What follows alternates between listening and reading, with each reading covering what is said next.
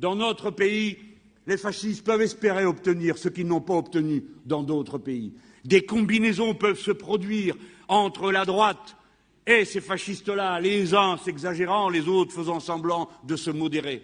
Essayer avec des collègues de LR et du groupe Utile de trouver une solution. Il a quand même un profil, Jean-Philippe Tanguy d'ailleurs, qui est un peu LR compatible. C'est un Saint-Cyrien, il a fait une grande école de commerce. C'est un jeune, voilà, ça fait partie de la jeune génération du Rassemblement national. Donc il est quand même plutôt bien chevronné et intellectuellement. J'aurais préféré à la commission des finances le candidat du Rassemblement national. Il vaudrait mieux quand même que la présidence de la commission des finances revienne au candidat RN. Vous refusez toute alliance possible avec le Rassemblement national, mais c'est votre choix. Il y a Marine Le Pen qui montre que son parti est en train de se normaliser et qu'il a acquis une culture parlementaire.